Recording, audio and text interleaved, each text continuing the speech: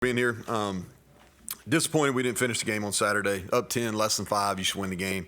No excuses, have to get better. Quick game recap. Special teams, the things we didn't execute, block punt. That was versus punt safe. No excuse, never had that happen in 10 years being a head coach or previously. They were in punt safe, and they blocked a punt. Can't explain it, but we'll get that fixed. And then we got to be more consistent on our kickoffs. We had another kick out of bounds. I did think Mike bounced back and in the fourth quarter really kicked off well. Things we got to continue to do on special teams. Our kickoff coverage has been really good. We've had to cover a bunch, but we've really been covering. We run well. I thought the field goal team continues. We've got good protection there. Mike's hitting the ball well. And then we had an explosive punt return. And then Ali on the fake punt.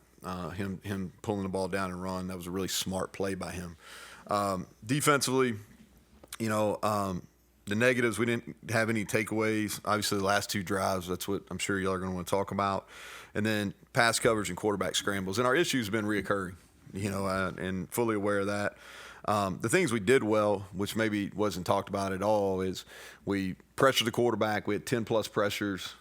We had 5 sacks, I think 10 or 11 TFLs. And we stopped the run game, and we were played pretty well the first 3 series of the second half, and then the wheels came off, obviously. Offensively, the things we got to improve is perimeter blocking, is we left plays out there, and the disappointing thing, that's twice in 3 weeks. We weren't as good versus man. We won some, but we had some opportunities where we didn't win that could have been game-changing plays. Had to kick a field goal in the red zone. And then the second to last drive of the game. The last drive of the game was mine. And I told y'all after the game, the first play was good. We could have got to midfield, and that's what we should have done. Got to midfield. We had the first dig, and then the rest of the plan just wasn't very good, and that's on me. But our second last drive was poor execution. We had first downs on first and third down that we should have made. The things we did well, we handled their movement blitzes. They basically interior pressured or slanted their front about every snap, and we handled that pretty well. Ran the ball effectively. We completely controlled the clock. We were good on fourth down. Had a couple big answers in the game, like when the game was and we had a couple big answers. So happy for the guys for doing that.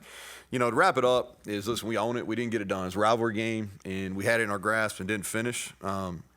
We're not going to feel sorry for ourselves. We're not going to sit around and be miserable. There's people with real problems in this world, and it's not us, and we didn't play good enough in the game of football. And we got to get it fixed, and we will. And you go to work. And the mentality's got to be that we got one football game, and the focus is on Kansas. And at times we've shown that we're a good football team, and at times we haven't. And we got to be able to defend our home turf. It's Hall of Fame weekend. I'm really proud and proud of and happy for Rasheed Marshall, who's on our staff. A top-notch human being first and foremost, but had a great career here. And to be a part of when he found out that he was getting inducted was special. Also, Anthony Beck, who I got to know well, him getting in, and then Adrian Morrell, also former running back here. Obviously, 2 great players that are getting in. So want to make sure we recognize them. This week, and as far as the game goes, 2 teams that are backs against the wall. We got identical records, and a lot of respect for Lance and his staff. They've got a really good team, and they were picked pretty high in the preseason. They were a top 25 team to start off. And they've got a good football team. They've lost 2 really close games, one in a rivalry game themselves. I'll start with special teams. They got a great kicker. I think he's 15 of 16 on touchbacks on kickoff. He's made all his field goals. And they've got an Aussie punter, and they're well coached in all their units. Defensively, they're in the top 20 in the country in a lot of statistics. It starts with their D-line. They're really physical, and they play super, super hard. They roll some guys in there, but they play really, really hard. I think Tommy Dunn, their D-tackle, is playing at a all Big 12 level, and they're long at corner. I think Kobe Bryant's been there for a really long time, but I remember him in high school in Alabama. But he's a really good player. And the other kids got length too, so that's something you don't see very often. They've got length there. Offensively, without a doubt, it starts with Jalen Daniels, and ton of respect for him. I know he's thrown some interceptions, but he's electric with the ball in his hands. And then Devin Neal, the running back, all Big 12 performer a year ago. And they've got depth at receiver. Coach Grimes, their offense coordinator, shifts and motions, so we've got to be ready for that. And they're playing cohesively up front. And so turnovers have been kind of their Achilles heel. But like I said, a lot of respect for them. Look forward to getting back and on the field. Can't get here fast enough, and we'll be ready. So Greg starts off there. So, you mentioned disappointment this week. How do you put that behind you? And maybe not necessarily you, but as the players, and forget that. The players will take whatever direction I take. And so, you don't ignore it. I have the benefit of just kind of hunkering down. They don't necessarily do that. They got to go to class. They got to, they're on their phones. That's how they live. But there's a lot of negativity, which happens, when you play at a place where it matters, you can't have all the good without experiencing the bad. And so when you lose a rivalry game that you were ahead in the final minutes, and there's going to be negativity. And so how you have to do it, you just have to process it. You have to own your own mistakes, and you got to go about playing better. And that's kind of how we're doing it. But I'm not going to allow them to be miserable. I'm not going to allow them to hang their heads. Like, we're going to get better. We've got good players. We've got a staff that can get it turned, and we will. And that's how I really believe that, Greg. That's not me talking in a press conference. I think they'll take whatever lead that we set from a staff perspective. Noise, is it tough for a player? No, it is. Oh, 100% it is, Greg. Yeah, like, I'm not naive. I've got a junior in high school. I've got I spent most of my life around this age group, and it's harder now than ever. But what you have to do is, when things don't go as well as you want them to go, is you have to hunker down. You have to deal in truths. And you have to own your mistakes, and that's coaches and players. You got to own your mistakes, and you go about the process of getting better, and that's kind of where we're at. You mentioned personnel, with the secondary. You can't change that, obviously. What can you change? What can you do this week? Well, I think some guys are going to get some opportunities as long as they stay healthy this week. TJ Crandall's going to play more. Jacoby Spells, we feel like he's close to being 100%. He's going to play. He's going to get in the mix. As far as anybody else, it's to be determined this week. But I think those are the two main guys at corner that deserve to play and deserve some opportunities to get in the game. Neal, is that part of the most frustrating part, though? Because going into it, Jordan talked about thinking things were going to get fixed. You talked about the Penn State game, thinking it wouldn't happen again, talking all offseason about being a deeper group. And the numbers are not showing that. Yeah, they're not good. I'll say the frustrating thing is the lack of consistency. And so, we had, was it three and outs in a row in the second half? Am I accurate on that, Greg? 11 yards through the first. Yeah. 25 minutes. So we had where execution was at a really high level, and even to the point where the big scramble that kind of opened up on the next to last drive for them, we executed that call to perfection the series before. And so that's where it's frustrating, just the lack of consistency. But at the same time, we've also got to do a better job of putting our guys in position to make plays. And we also can't continue to reward guys who aren't playing well by continuing to play them. It is a business. So, but if you're talking about frustration from my end, it's the lack of consistency, because I did believe that. I don't try to make a statement or say something just to help our guys out. If I didn't really believe that, I wouldn't have said that. But we did perform better. We did perform better in fall camp, but we haven't shown that in a game. We're 0 for 3 in those opportunities from a pass coverage standpoint. What are Crandall and Spells going to bring that you think? Well, here's the thing: it's just they get opportunity. Jacoby's got experience. He had a significant injury in the spring, and he's been slow to come back from it. But he's on track. It's not that I shouldn't use the word slow. He's on track, but it was a significant injury. He's got experience. He's made some plays in games. And then Crandall can really run. He's got game experience at Colorado State.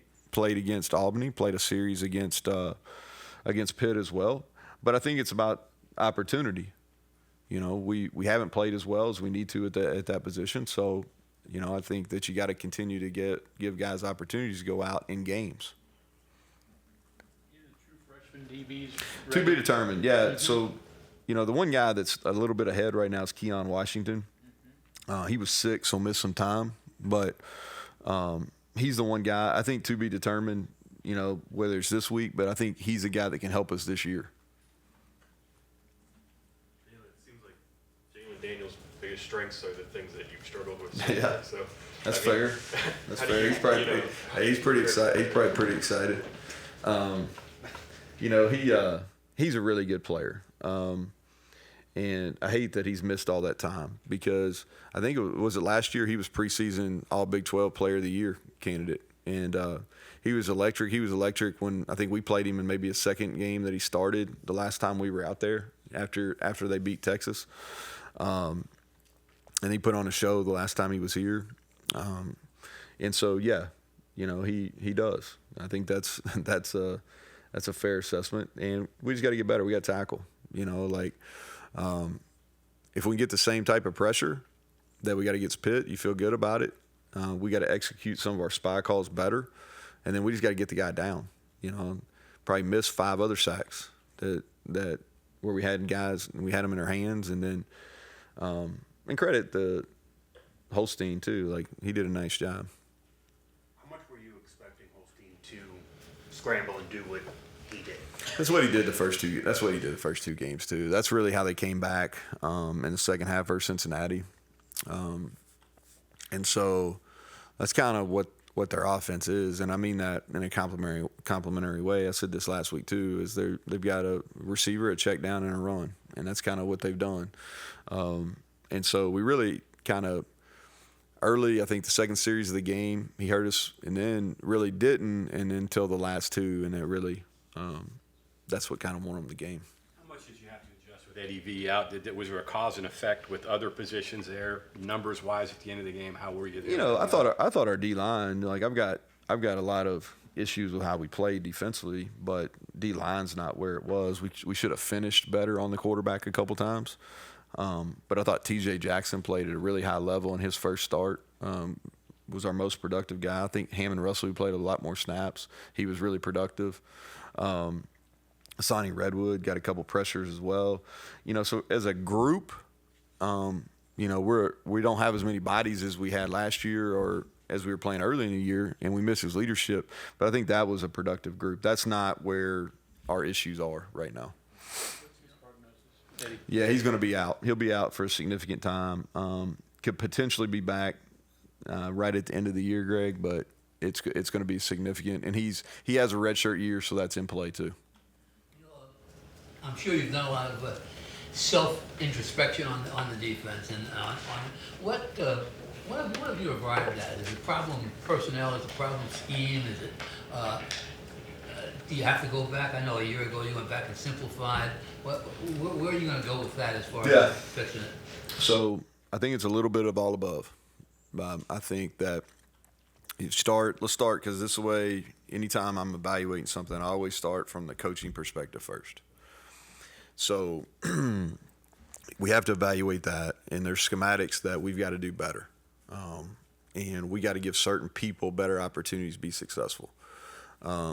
So as I go through it all yesterday, and it's not just watching the Pitt game, but going back and watching us all together, just like Kansas has been doing since Saturday, there's some schematic things that we got to do better. Now I'm not going to get in great detail right now because I don't want to give Kansas that advantage, but we're not going to continue to do the same things.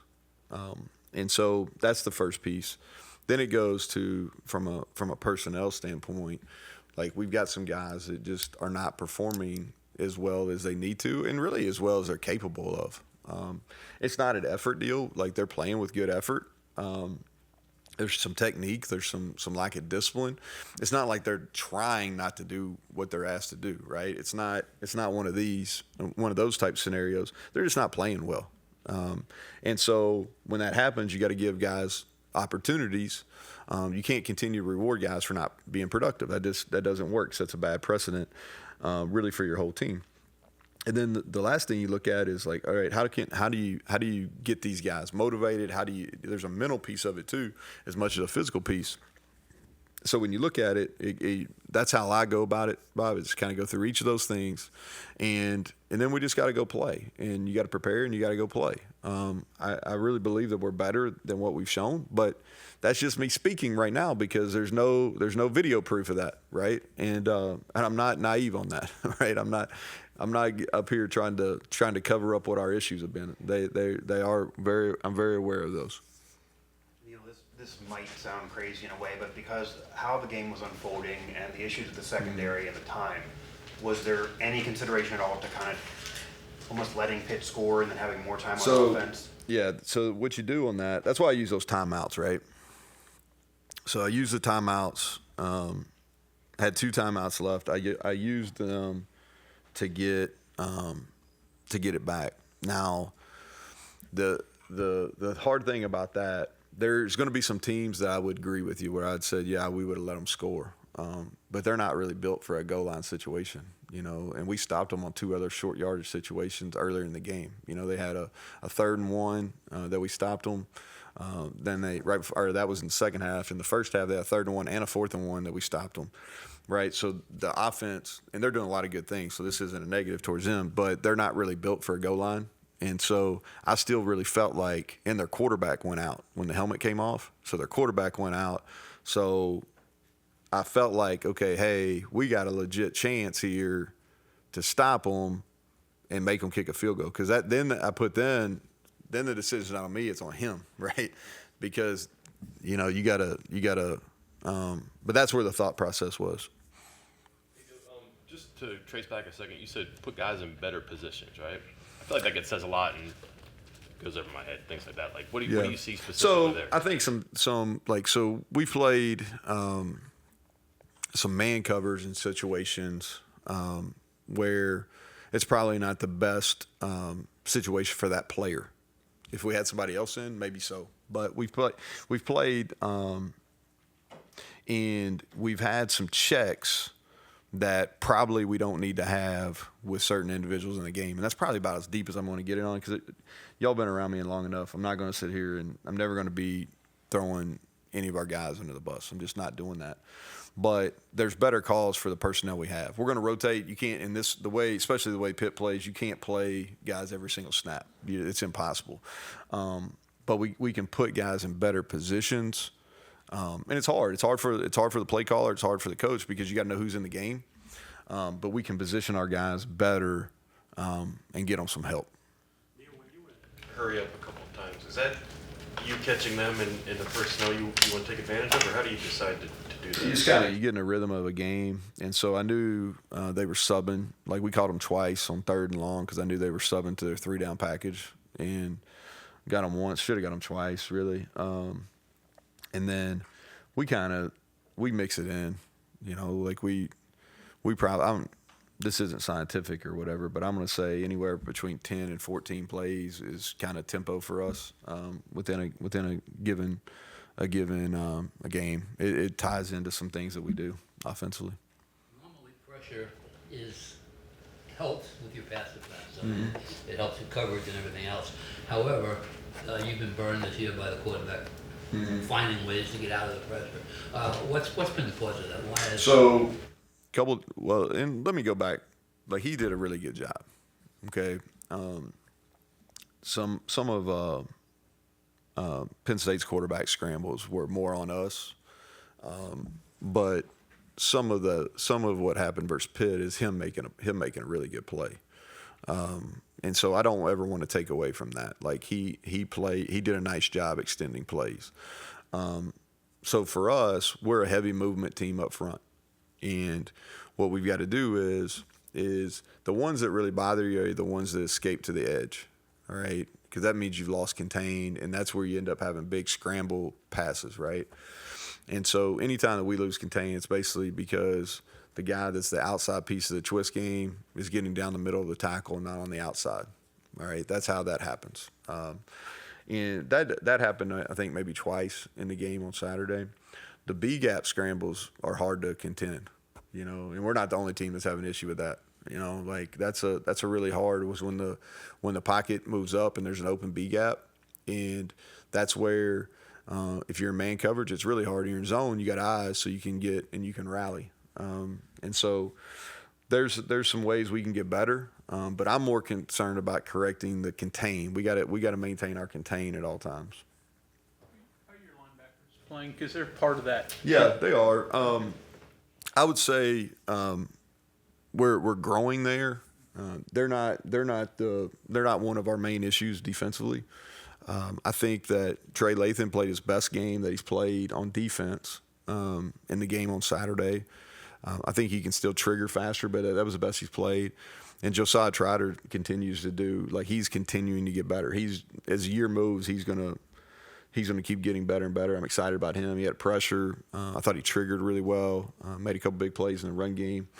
The only time he really hurts is if he's trying to do too much. And so, but no, I think those. Reed's done some nice things. Are we playing perfect? No, but not as much of an issue. He's progressing. He had an upper injury, and so he's going through the protocol, and so far so good.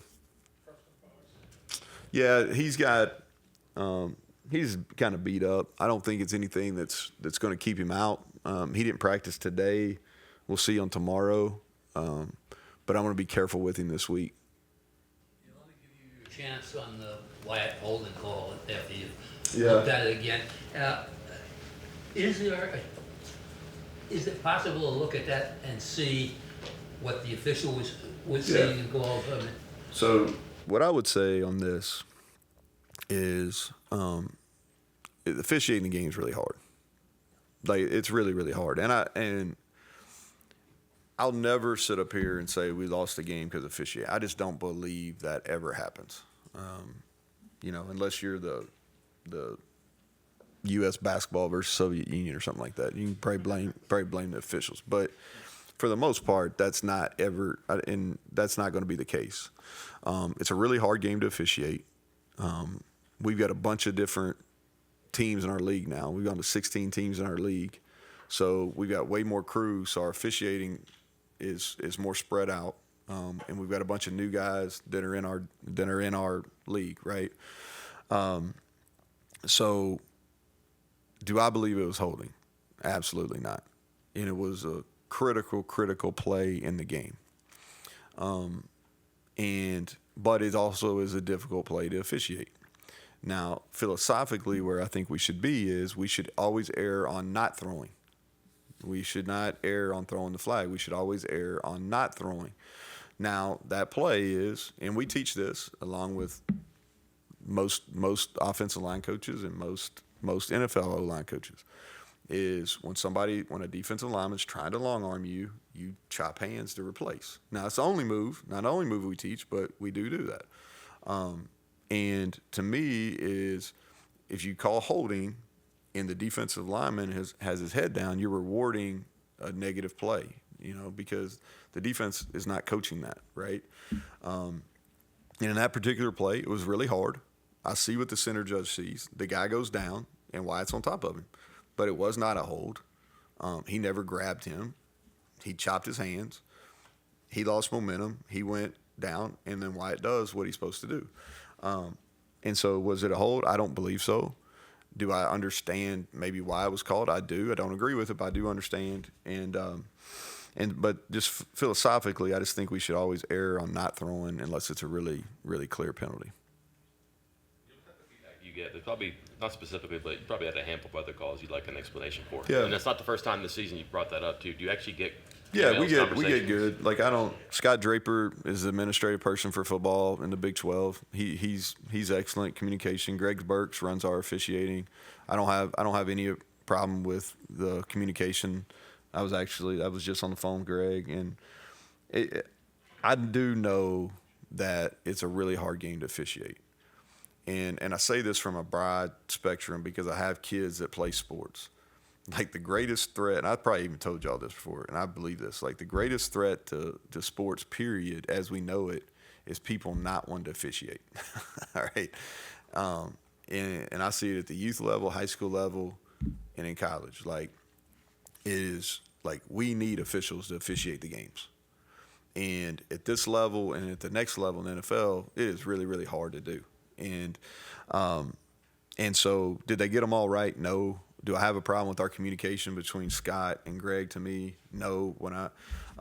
Do I wish some of our calls would have gone differently? Do I have issues with how the game was officiated in game 1 and game 3? Yes. But when you lose, those stick out a little bit more too, right? And my only deal is, and like I told Bob, is philosophically I think we should err on not throwing before we err on throwing the flag. So, anybody else questions wise?